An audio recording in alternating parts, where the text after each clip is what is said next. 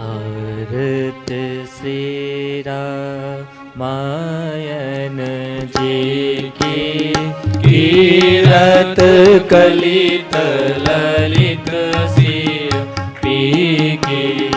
आरत श्री रामायण जी की कीरत कलित ललित सिय पी की।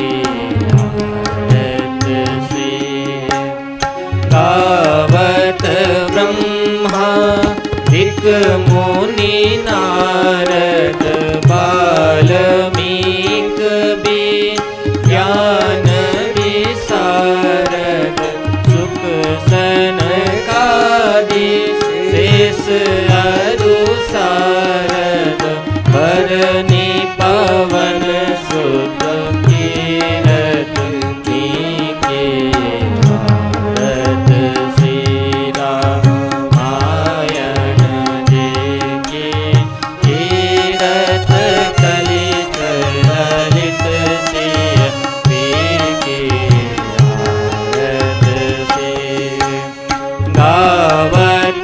वेद पुराण अष्टदश चौ शास्त्र सब ग्रंथन को रस मुनि जन धन संतन को सर्वस सार अंश सम्मत सब एक।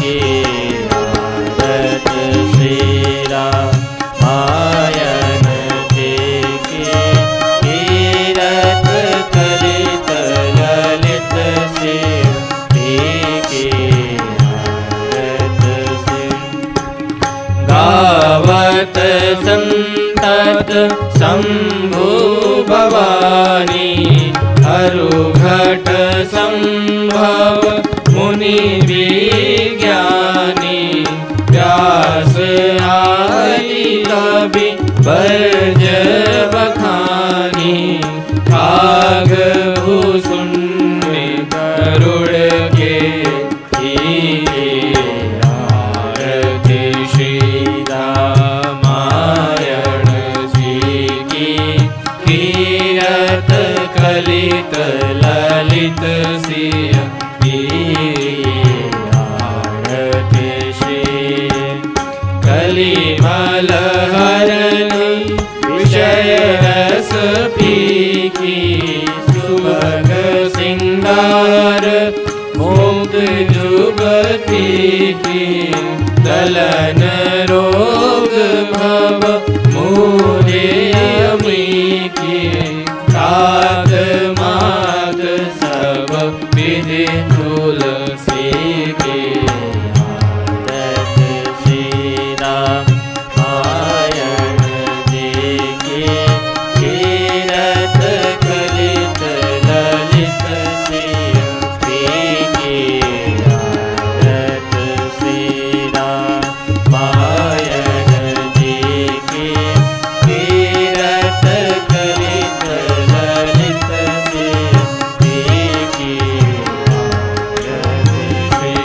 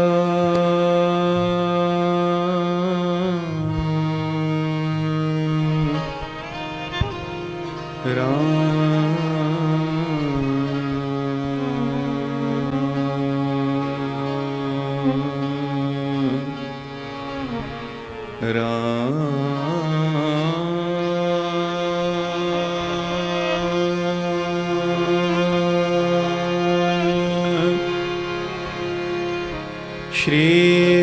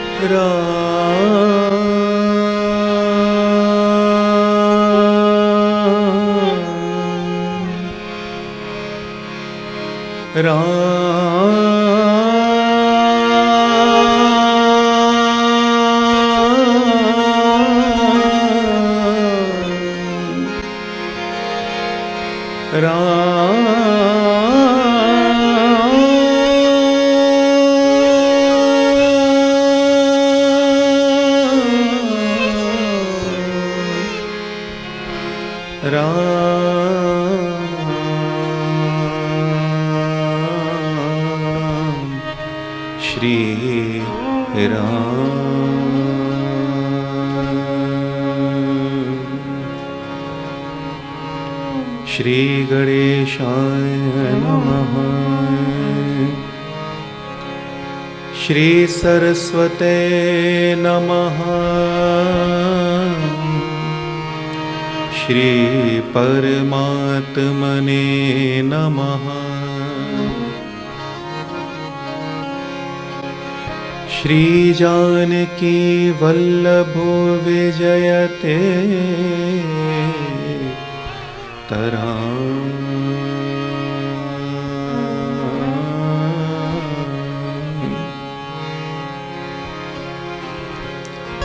श्री राम कथा रस रसिक प्रभु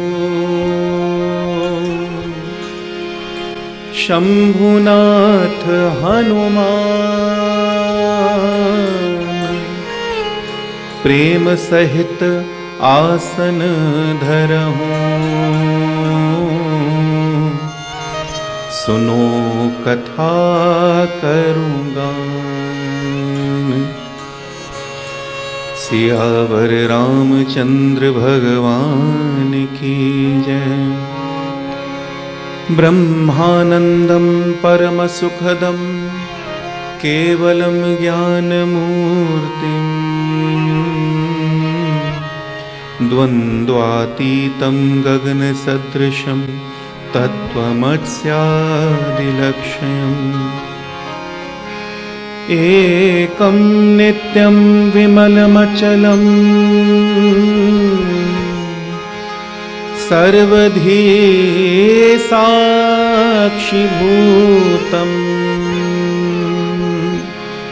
भावातीतं त्रिगुणरहितं सद्गुरुं तं नमामि।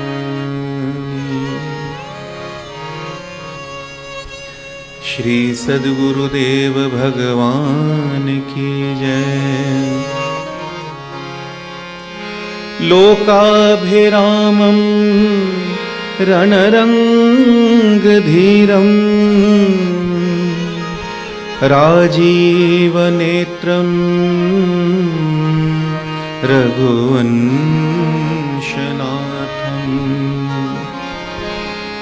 कारुण्यरूपं करुणाकरन्तम्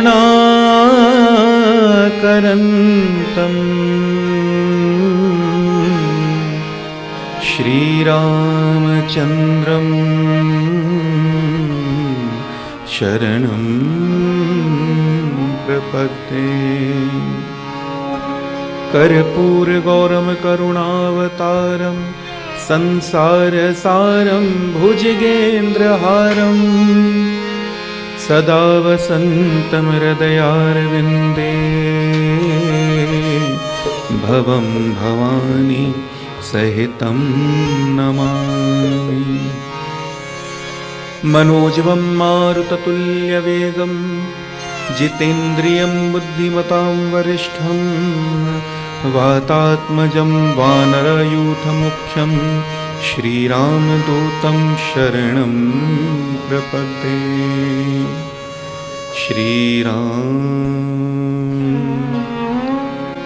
माता रामो मत्पिता रामचन्द्रः स्वामी रामो मत्सखा रामचन्द्रः सर्वस्वं मे रामचन्द्रो दयालु नरन्यं जाने न जाने न जाने। बंदों श्री तुलसी के चरण जिनकी ने जग काज कलि समुद्र बूढ़त लख्यो प्रगट्यो सप्त जहाज। सियावर रामचंद्र भगवान की जय। सिया राम मैं सब जग जानी करऊं प्रणाम जोरी जोग पानी। जय सिया राम जय जय सिया राम। जय सिया राम जय जय सिया राम। जय सिया राम जय जय सिया राम। जय सिया राम जय जय सिया राम। जय सिया राम जय जय सिया राम। जय सिया राम जय जय सिया राम। जय सिया राम जय जय सिया राम। जय सिया राम जय जय सिया राम। जय सिया राम जय जय सिया राम।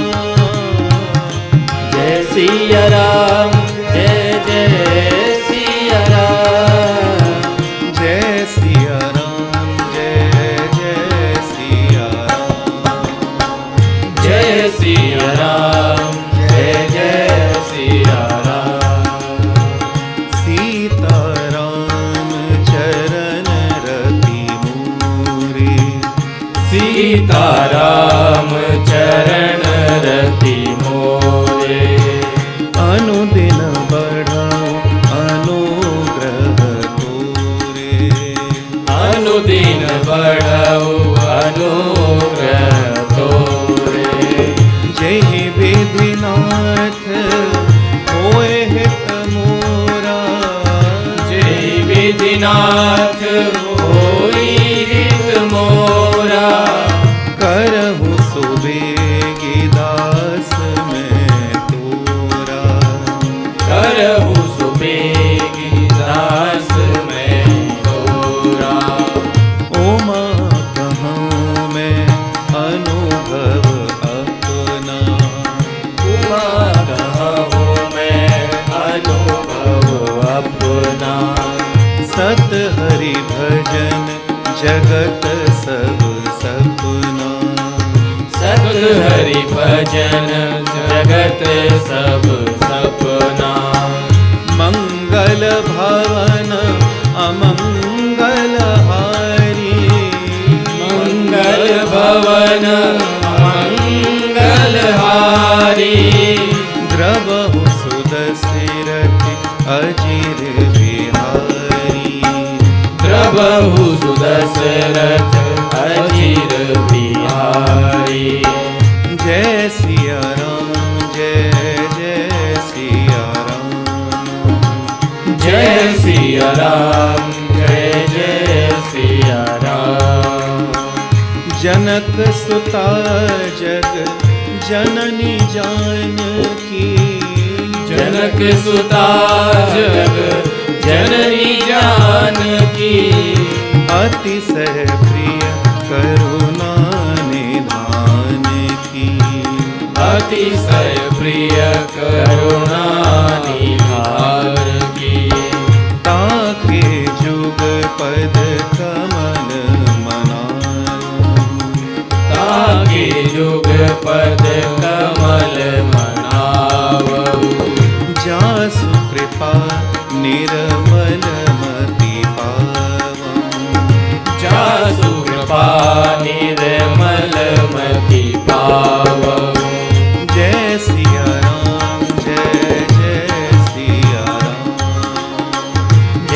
सिया राम, जय जय सिया राम।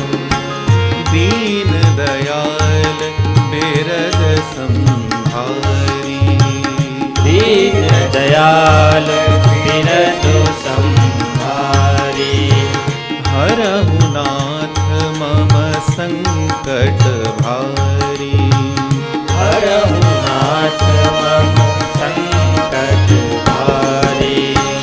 जेहि के जेहि पर सत्य स्नेहु, जेहि के जेहि पर सत्य स्नेहु, सोते ही मिलय न कछु संदेहु, सोते मिलय न कछु संदेहु।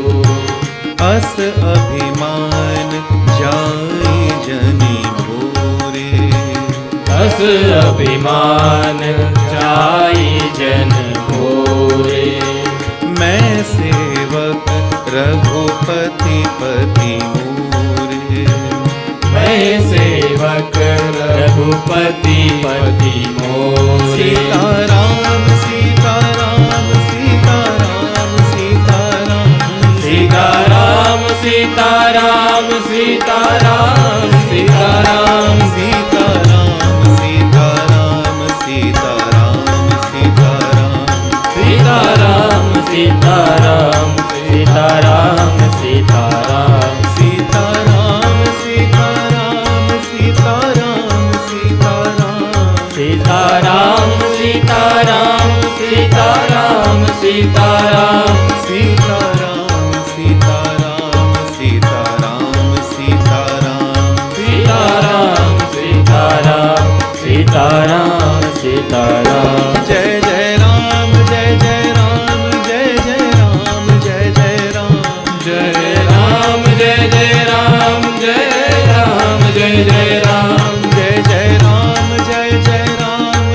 जय राम जय जय राम, जय जय राम जय जय राम जय जय राम जय जय राम, जय जय राम जय जय राम जय जय राम जय श्री राम, जय जय राम जय जय राम जय जय राम जय श्री राम, जय जय राम जय जय राम जय जय राम जय जय राम, जय जय राम जय जय राम जय जय राम जय जय राम, जय श्री राम जय श्री राम जय श्री राम जय श्री राम, जय श्री राम जय श्री राम जय श्री राम जय श्री राम, जय श्री राम जय श्री राम जय श्री राम जय श्री राम, जय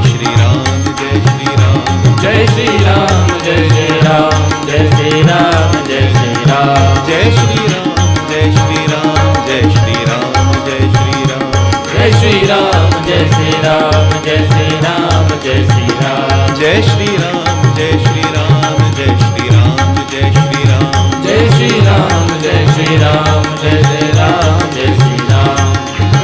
जय श्री राम जय श्री राम जय श्री राम, जय श्री राम जय श्री राम जय श्री राम जय श्री राम, जय श्री राम जय श्री राम जय श्री राम जय श्री राम, जय श्री राम जय श्री राम जय श्री राम जय श्री राम, जय श्री राम जय श्री राम जय श्री राम जय श्री राम, जय श्री राम जय श्री राम जय श्री राम जय श्री राम। बोलिए सियावर रामचंद्र भगवान की जय। पवन सुत हनुमान की जय, उमापति महादेव की जय, सद्गुरुदेव भगवान की जय, संत समाज की जय, भक्त समाज की जय। हर हर महादेव।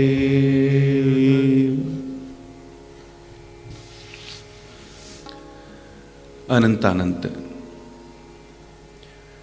कोटि ब्रह्मांड नायक अकारण करुणा वरुणालय भगवान राघवेंद्र सरकार जी के चरणों में कोटि कोटि वंदन। जगत जननी मां जानकी जी के चरणों में बारंबार प्रणाम। भूत भावन भगवान भोलेनाथ, अतुलित बल के धाम श्री हनुमान जी महाराज के चरणों में कोटि कोटि वंदन। पूज्यपाद गोस्वामी तुलसीदास जी महाराज के चरणों में सादर प्रणाम। अपने गुरुदेव के श्री चरणों में बारंबार नमन। पूज्यपाद श्री किंकर जी महाराज एवं साकेतवासी श्री पूज्य श्री राजेश्वरन जी महाराज के श्री चरणों में कोटि कोटि वंदन। अपने माता पिता के चरणों में बारंबार वंदन। श्रद्धेय संत श्री दीवान करमचंद जी की तपस्थली इस सत्संग भवन में चल रहे 9 दिवसीय कार्यक्रम के आज तृतीय दिवस। उपस्थित सभी श्रोता समाज का बहुत बहुत स्वागत है, अभिनंदन है। जीवन में जब पुण्य का उदय होता है तब व्यक्ति कथा तक पहुंच सकता है। तो हमारे आपके निश्चित रूप से कुछ न कुछ पुण्य जागृत हुए हैं, जो इस सत्संग भवन तक हम आप आकर के बैठे हुए हैं और जो सत्संग तक पहुंचाने का काम करता है वो भी वंदनीय है। संतत्व के यही लक्षण हैं कि वे खुद भी तरते हैं, दूसरों को भी तारते हैं। तो ऐसे परम पावन आयोजन के लिए पुनः आयोजन समिति को साधुवाद, धन्यवाद। कल की कथा में हमने भगवान भोलेनाथ और माता पार्वती के विवाह की कथा का श्रवण हमने किया।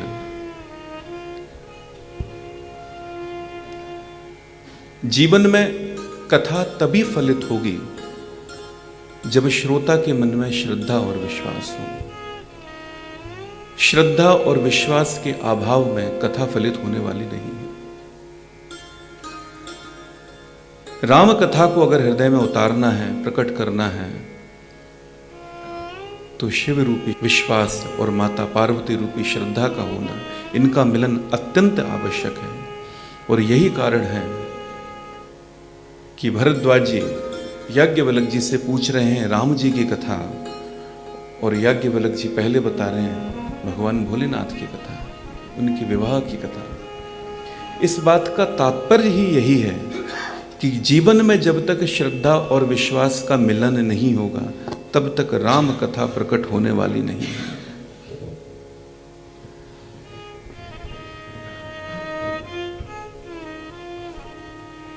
श्रद्धा और विश्वास के प्रकट हो जाने पर श्री राम कथा व्यक्ति के जीवन में, व्यक्ति के हृदय में स्वतः ही फलीभूत हो जाती है।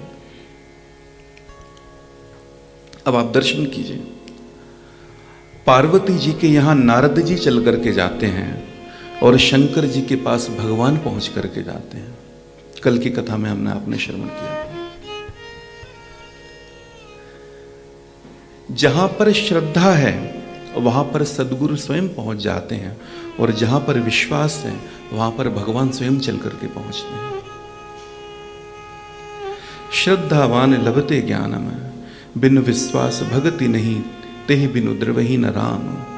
श्रद्धा अगर जीवन में प्रकट हो जाए तो सद्गुरु के आने में विलंब नहीं। राम जी ने शिव जी और मां पार्वती को मिला दिया, और आगे चलकर शिव जी ने हनुमान जी बनकर के माता जानकी और राम जी को मिला दिया। आत्मा परमात्मा का जो मिलन है वो बिना सद्गुरु के नहीं हो सकता। सद्गुरु का जीवन में होना अत्यंत आवश्यक है। और एक और सूत्र की बात कल हमने कथा में देखी कि भगवान भोलेनाथ के पास राम जी जाते हैं और वरदान मांगते हैं। किस बात का वरदान? कि आप विवाह के लिए तैयार हो जाइए, विवाह की अनुमति दीजिए। अब देखिए, शिव जी काम से प्रेरित होकर के नहीं, अपितु राम जी से प्रेरित होकर के विवाह की अनुमति देते हैं। और जीवन में अगर संबंध अगर स्थापित करना है तो काम को आधार मान करके ना किया जाए, राम को आधार मान करके संबंध स्थापित किया जाए। और जहाँ राम को आधार मान करके संबंध स्थापित किया जाएगा, वो कर्म आपको ईश्वर तक पहुँचा देगा, वो संबंध आपको भगवत दर्शन करा देगा, सहज ही आपको मुक्ति मार्ग पर ले जाएगा।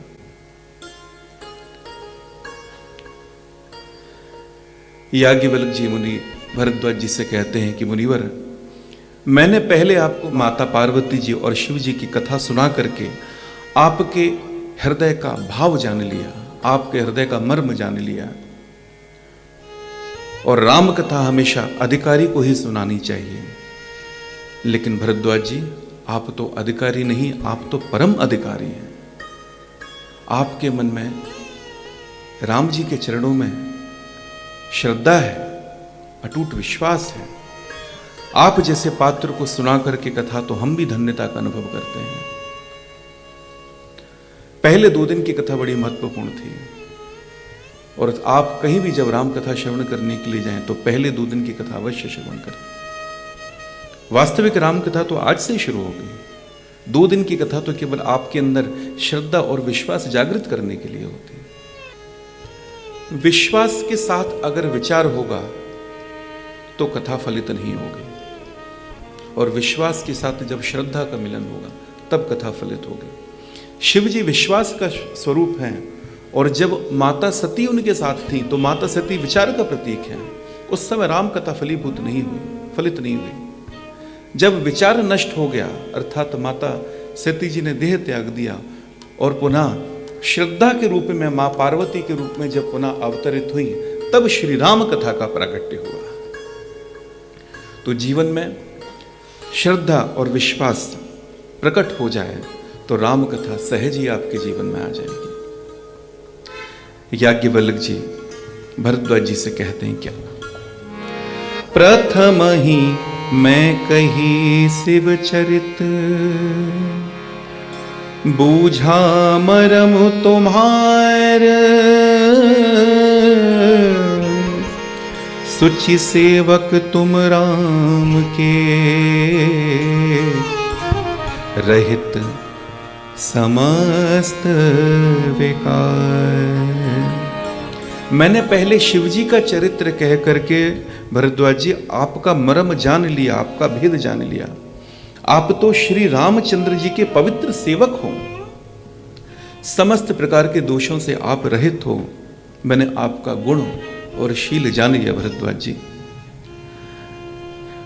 और ये भी बड़ी सूत्र की बात है कि भगवान राम को प्रेम वही कर सकता है जो शिव जी को प्रेम करेगा। अगर आपके शिव जी के चरणों में निष्ठा नहीं है तो राम जी की भक्ति आपको प्राप्त होने वाली नहीं है।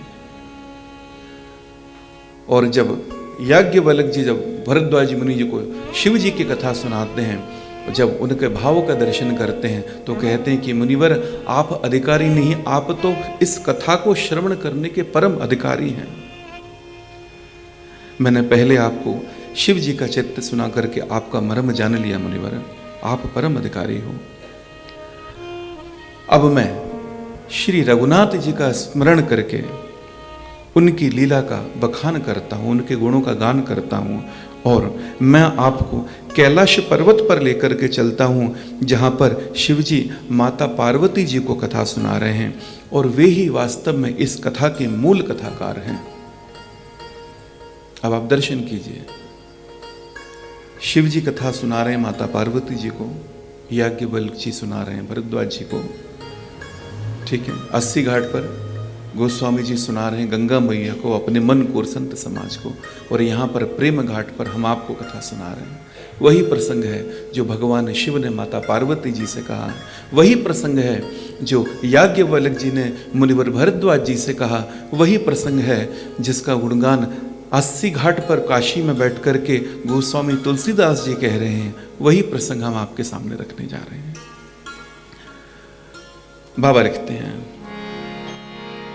परम रम्य गिरिवरु कैलासु, परम रम्य गिरिवरु कैलासु, सदा जहाँ शिव उमा निवासु।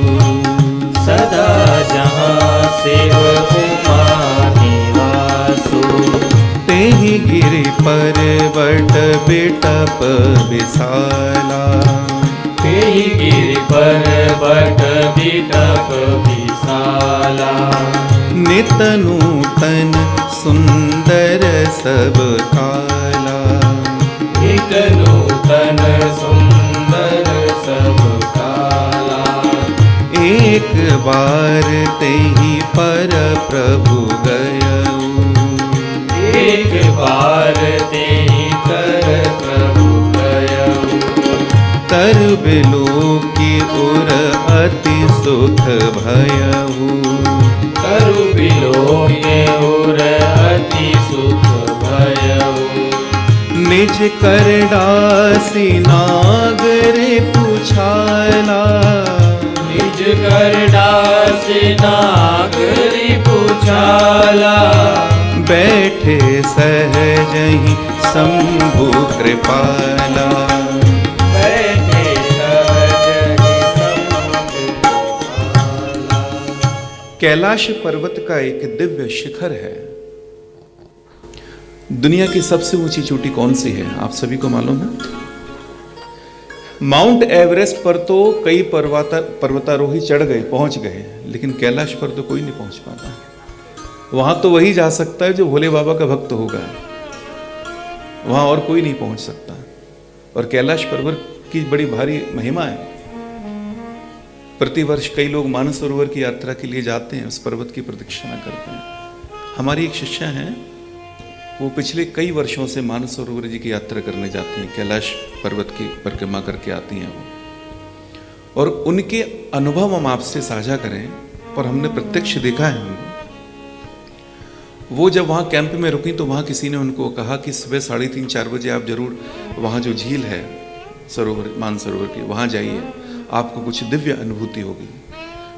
वहाँ कहते हैं कि देवता आज भी उतरते हैं, प्रकाश पुंज के रूप में आते हैं। तो उनको जब ये कहा गया कि आप जाइए और देखिए, तो वो बड़ी उत्सुकता के साथ में वहाँ गई। वो उनके साथ में 1-2 लोग और थे। पहले दिन गई और वहाँ जाकर के बैठी, थोड़ी देर देखती रही। क्या देखती कि आसमान से कुछ प्रकाश पुंज नीचे उतर रहा है।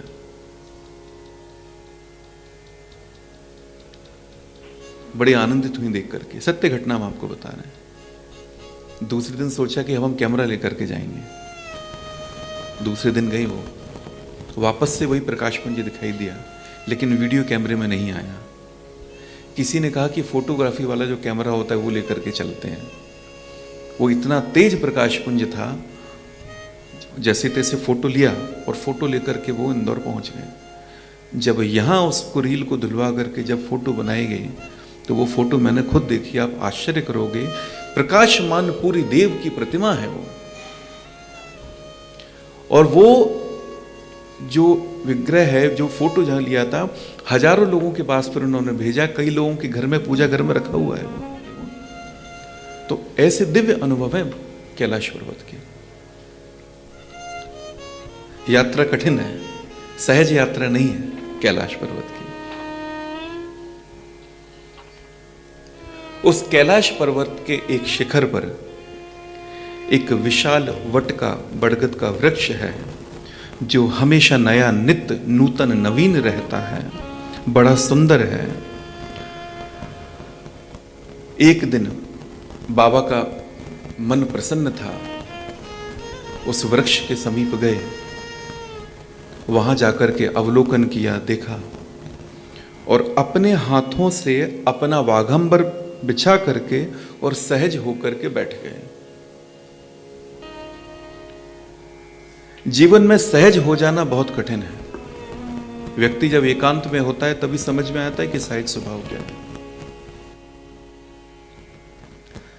बाबा सहज स्वभाव में जाकर के, प्रसन्न चित्त मुद्रा में जाकर के बैठे हैं। और भोलेनाथ का स्वरूप कैसा है देखिए। जटा मुकुट सुर सरित सिर,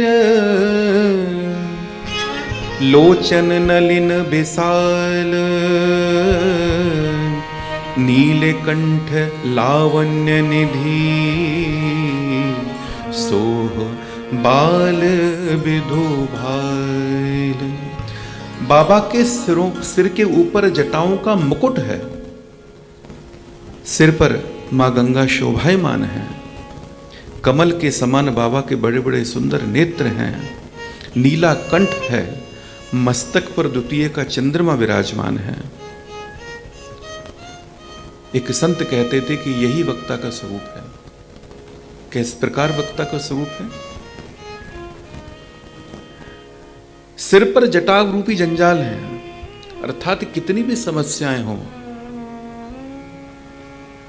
गले में कंठ में विष, अर्थात कितनी भी कंठ में तकलीफ हो, अंदर कितनी भी तकलीफ हो, लेकिन सच्चा वक्ता वही है जिसके मुख से हमेशा श्री राम कथा सत्संग प्रवाहित होता रहता है। यही एक सच्चे वक्ता का स्वभाव होना चाहिए। तो मेरे बाबा का स्वभाव देखिए, शंकर भगवान शांत होकर के बैठे हैं। माता पार्वती जी ने देखा कि आज बड़ा शुभ अवसर है बाबा से आज कुछ पूछने का। माता उनके पास गई हैं और पार्वती भल अवसरु जानी, पार्वती भल अवसरु जानी, गई शंभु पही मातु भवानी, गई शंभु पही मातु भवानी, जानी प्रिया आदरु अति कीन्हा, जानी प्रिया आदरु अति कीन्हा, वाम भाग आसनु हर दीन्हा, वाम भाग आसनु हर दीन्हा, बैठी शिव समीप हर्षाई, बैठी शिव समीप हर्षाई, पूरब जन्म कथा चित आई, पूरब जन्म कथा चित आई। बाबा को परम प्रसन्न जान करके माता उनके पास गई, और जैसी माता उनके पास गई, आज बाबा ने माँ को बड़े आदर और सम्मान के साथ अपने वामांग में बैठने के लिए कहा कि आइए देवी बैठिए। माँ प्रसन्न होकर के शिव जी के समीप बैठी, और जैसी शिव जी के समीप बैठी माता, उनको उनके पूर्व जन्म की याद आ गई। पूर्व जन्म की जो सब कथा थी वो सब उनको स्मरण में आ गई, जो जो कुछ हुआ था। बाबा ने पूछा, देवी क्या हुआ?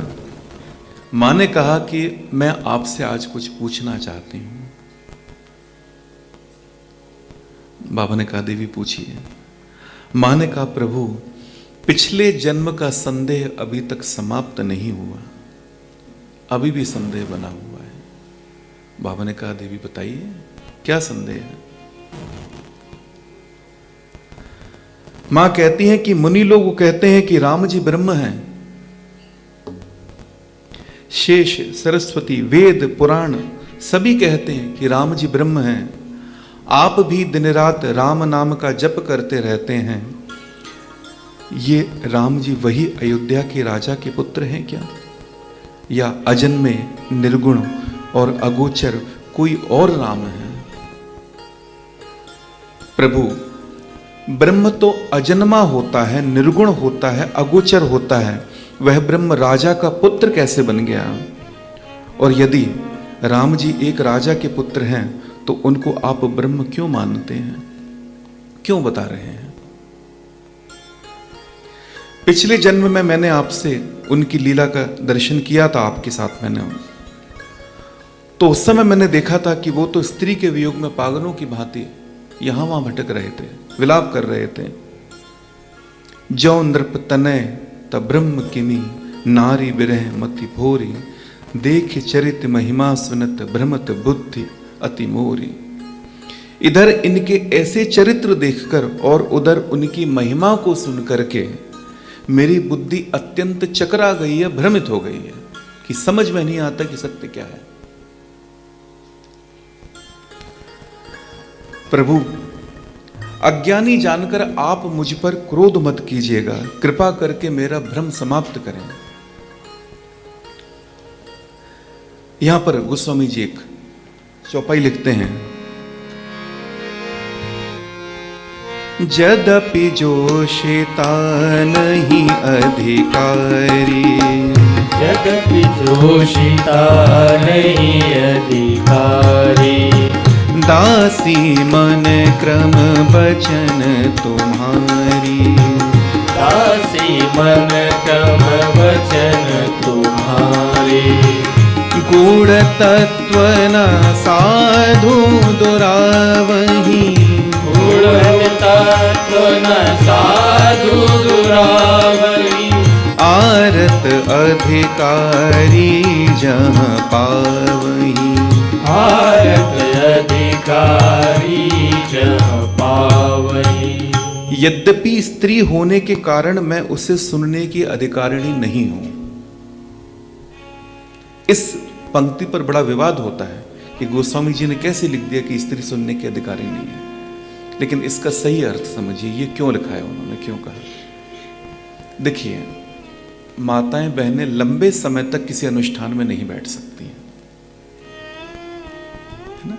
इस कारण से ऐसा उन्होंने कहा है कि बाबा आप मुझे कथा तो सुनाएं, लेकिन अनुष्ठान के रूप में ना सुनाएं, वाद संवाद के रूप में सुनाएं। और यही कारण है कि राम जी की कथा बड़ी सहज होती है, सरल होती है। भागवत जी की जो कथा होती है वो अनुष्ठानिक कथा है, 7 दिन की अनुष्ठानिक कथा है। वहां पर वेदी मंडल व्यास पूजन से लेकर हर चीज का विधि विधान बड़ा विस्तार से है। लेकिन राम जी की कथा में तो केवल कथा ही होती है, कथा ही मुख्य है, ना किसी मुहूर्त देखने की जरूरत है।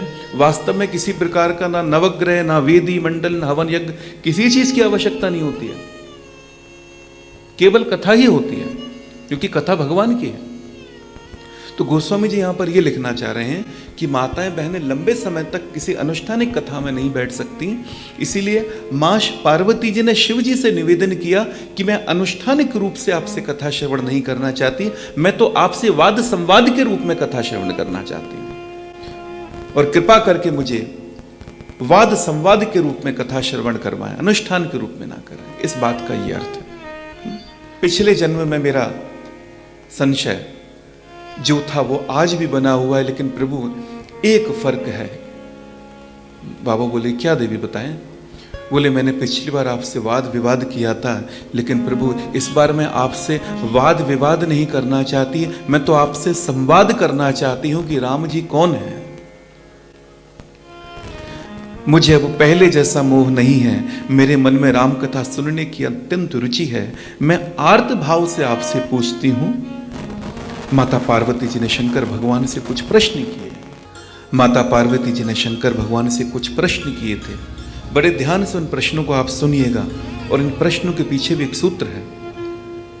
मां कहती हैं कि प्रभु वे कारण बताइए कि जिन कारण की वजह से वो निर्गुण ब्रह्म सगुण हो गए।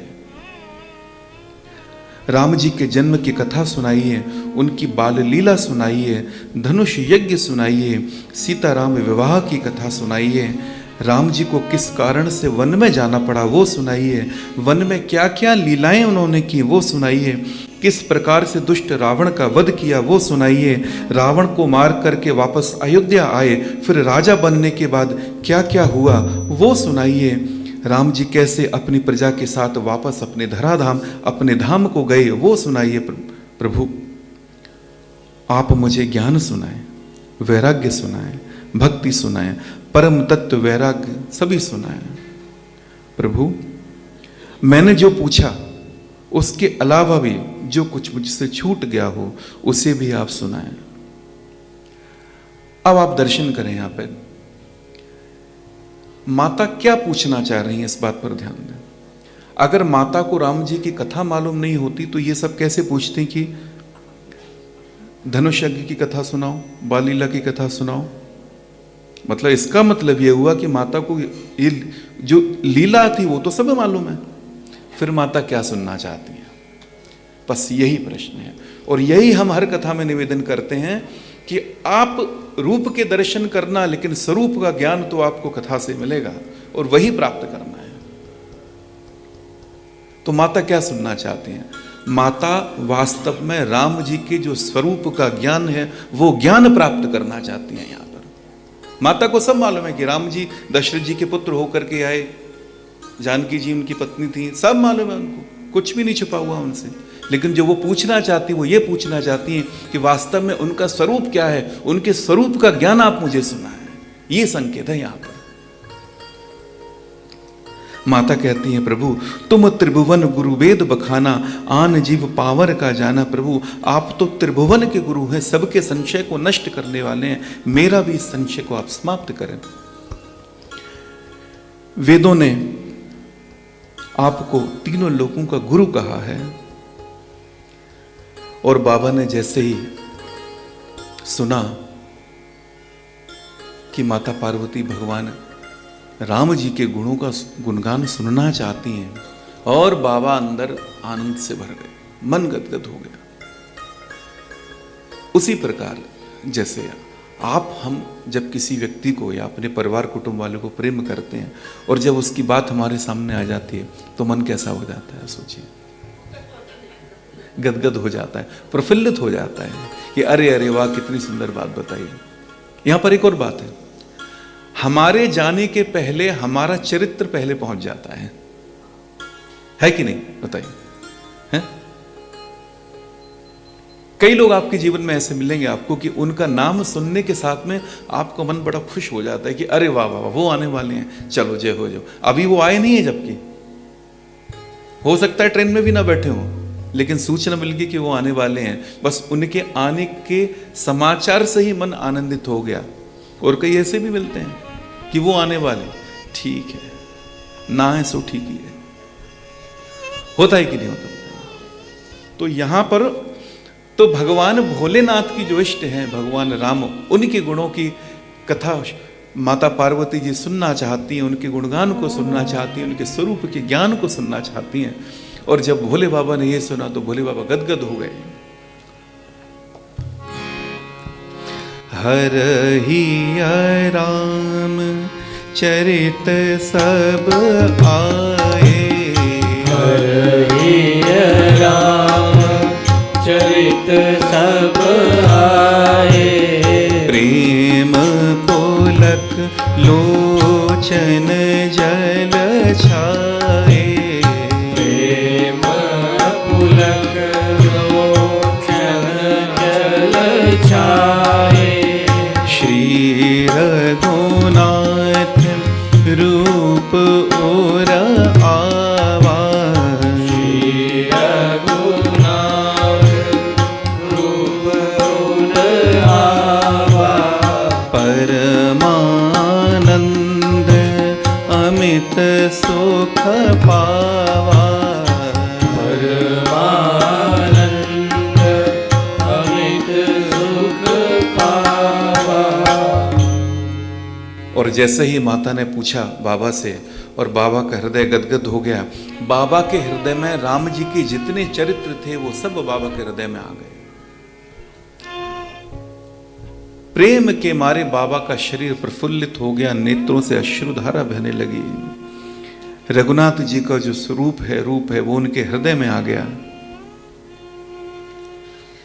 बाबा बड़े मंत्रमुग्ध हो गए, प्रसन्न हो गए। और फिर क्या हुआ? मगन ध्यान रस दंड जुग, पुनि मन बाहिर कीन, रघुपति चरित महेश तब हर्षित बरने लीन। शिवजी 2 घड़ी तक ध्यान के रस में, आनंद में डूबे रहे। 2 घड़ी कितना समय हुआ, कोई बताए? 2 घड़ी, 1 घड़ी में 24 मिनट होते हैं, 20 मिनट है ना, तो 2 घड़ी मतलब हुआ 48 मिनट। 48 मिनट तक बाबा केवल राम जी के ध्यान में ही चले गए। और धन्य हो श्रोता कि 48 मिनट तक इंतजार में बैठे हैं कि बाबा कब आएंगे, तब कथा सुनाएंगे। 48 मिनट के अभी 5-10 मिनट के लिए अगर हम चुपचाप अगर बैठ जाएं तो सब आसपास देखने लगेंगे क्या हुआ। और आधा घंटा हो जाए तो एक तो डॉक्टर को फोन लगा लें। आप जिसका गुणगान कर रहे हो, जब तक उसकी अनुभूति आप अपने हृदय में नहीं करोगे, तब तक वो अंदर जो बैठा है उसको बाहर शब्दों के द्वारा व्यक्त कैसे करोगे आप? हो ही नहीं सकता वो तो। हम मुख से वही बोले ना जो हम अंदर महसूस कर रहे हैं, और जब तक आपने उसको महसूस नहीं किया तो बाहर बोलने में वो प्रभाव आने वाला नहीं है। तो तो आप जो महसूस करते हो वही बाहर निकलता है। बाबा 2 घड़ी के लिए ध्यान में चले गए, 2 घड़ी के बाद बाबा ने अपने मन को खींचा। बाबा तो परम आनंद में मग्न थे, लेकिन जगत के कल्याण करने वाली कथा को प्रवाहित करना था, इसीलिए उस आनंद से बाहर निकल करके आते हैं। किस कारण? कि जगत का कल्याण होगा। मैं ध्यान से बाहर निकलूंगा, कथा कहूंगा, तो वो कथा जन जन तक पहुंचेगी, और वो कथा यहां भी पहुंची, इसीलिए हम लोग आज बैठे हुए हैं। और बाबा ने उस समय अगर अपने मन को ध्यान से नहीं खींचा होता तो हमको कथा सुनने को मिलती क्या?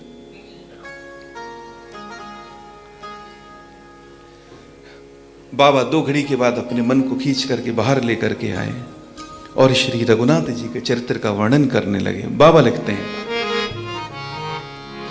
झूठे सत्य जाहि बिनु जाने, झूठे सत्य जाहि बिनु जाने, जिन भुजंग बिनु रजु पहचाने, जिन भुजंग बिनु रजु पहचाने, जेहि जाने जग जाई हेराई, जेहि जाने जग जाई हेराई, जागे जथा सपन भ्रम जाई, जागे जथा सपन भ्रम जाई।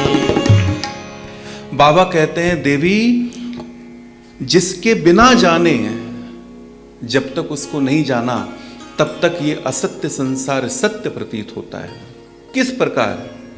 उसी प्रकार जैसे रात्रि में पैर के नीचे अगर कोई रस्सी का टुकड़ा आ जाए और हमको लगे कि सांप है ये तो, और अगर उसी से में कोई आकर कोई दीपक जला दे या बल्ब जला दे और प्रकाश अगर हो जाए तो वो क्या होगा?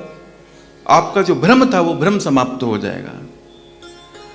बाबा कहते हैं, देवी मेरे राम जी वो प्रकाश हैं कि अगर उनका ज्ञान हो जाए तो जगत की वास्तविक सत्यता क्या है उसका ज्ञान आपको हो जाएगा और आपको समझ में आ जाएगा कि जगत सत्य नहीं है। राम जी मेरे वो प्रकाश हैं। बाबा कहते हैं, ये जगत वास्तव में सत्य नहीं है, लेकिन हम रघुनाथ जी को नहीं जानते, राम जी को नहीं जानते, इनके स्वरूप का ज्ञान हमको नहीं है, इसीलिए ये असत्य जगत भी हमको सत्य प्रतीत होता है। एक संत बड़ा सुंदर भजन गाते थे, गीतानंद जी महाराज, गीता कुटीर वाले, हरिद्वार वाले भिक्षु जी महाराज, उनकी रचना है। किस धुन में बैठा है बावरे, किस धुन में बैठा है बावरे, किस मद में मस्ताना है, सोने वाले जाग जा संसार मुसाफिर खाना है, सोने वाले जाग जा संसार मुसाफिर खाना है। किस धुन में बैठा है बावरे, में बैठा है बाबरे, किस मद में तू मस्ताना है, सोने वाले जाग जा संसार मुसाफिर खाना है, सोने वाले जाग जा संसार मुसाफिर खाना है। संत लिखते हैं, क्या लेकर के आया जग में फिर क्या लेकर जाएगा, क्या लेकर के आया था जग में क्या लेकर के जाएगा, क्या लेकर के आया जग में फिर क्या लेकर जाएगा, क्या लेकर के आया जग में फिर क्या लेकर जाएगा, मुट्ठी बांध के आया जग में, मुट्ठी बांध के आया जग में, हाथ पसारे जाना, सोने वाले जाग जा संसार मुसाफिर खाना है, सोने वाले जाग जा संसार मुसाफिर खाना है। किस धुन में बैठा है बावरे, में बैठा है बावरे, किस मद में तू मस्ताना, सोने वाले जाग जा संसार मुसाफिर खाना है, सोने वाले जाग जा संसार मुसाफिर खाना। साधक आगे लिखते हैं, वो लिख रहे हैं कि कोई आज गया तो कोई कल चला जाएगा, कोई परसों चला जाएगा, यहां तो आना जाना लगा ही रहेगा। कोई आज गया कोई कल गया, कोई चंद रोज में जाएगा। आज गया कोई कल गया, कोई चंद रोज में जाएगा। कोई आज गया कोई कल गया, कोई चंद रोज में जाएगा। कोई आज गया कोई कल गया, कोई चंद रोज में जाएगा। जिस घर से निकल गया पंछी, जिस घर से निकल गया पंछी, उस घर में फिर नहीं आना। सोने वाले जाग जा, संसार मुसाफिर खाना है। सोने वाले जाग जा, संसार मुसाफिर खाना है। सोने वाले जाग जा, संसार मुसाफिर खाना है। सोने वाले जाग जा, संसार मुसाफिर खाना है। लेकिन ये समझ में कब आएगा?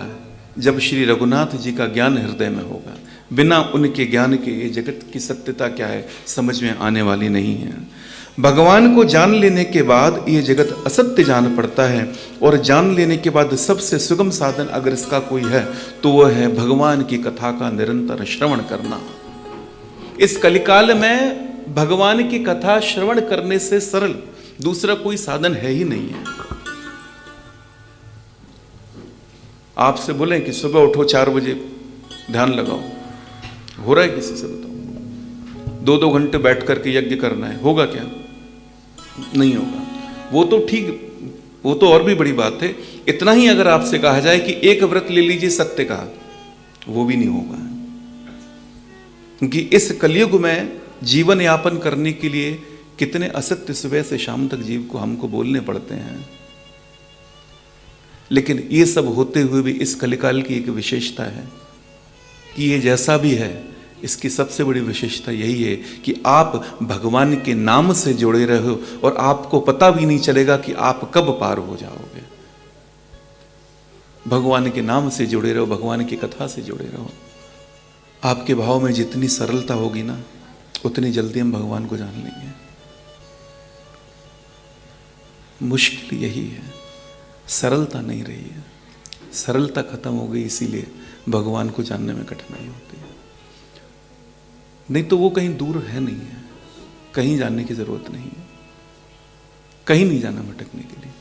वही है, अभी के अभी यही अंदर बैठा हुआ है।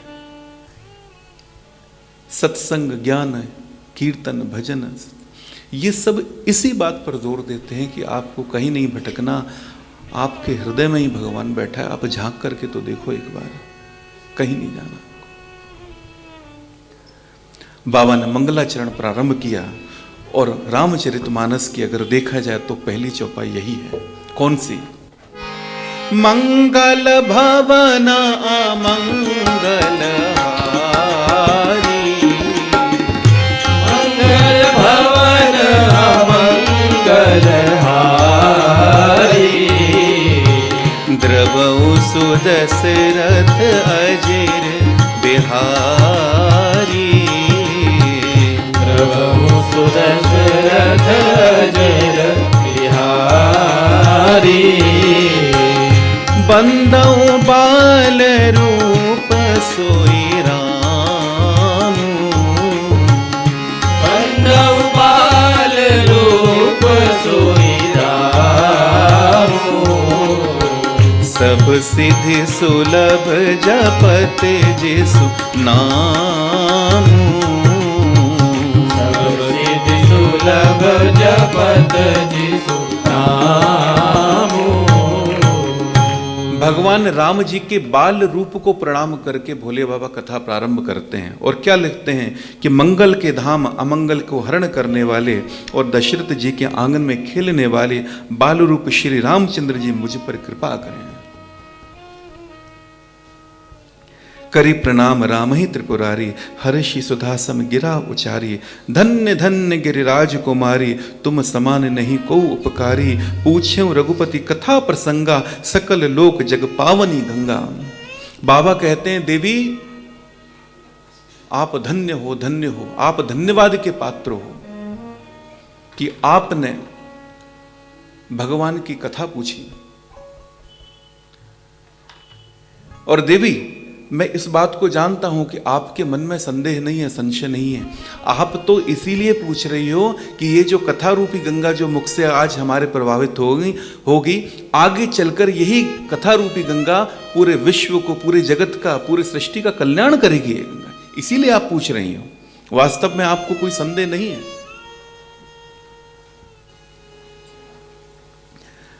एक गंगा वो है जो शिव जी के जटाओं से निकली हुई हैं, टेढ़ी मेढ़ी जिनकी चाल है, कुछ प्रदेशों से होती हुई समुद्र तक पहुंचती हैं। और दूसरी कथा रूपी गंगा है।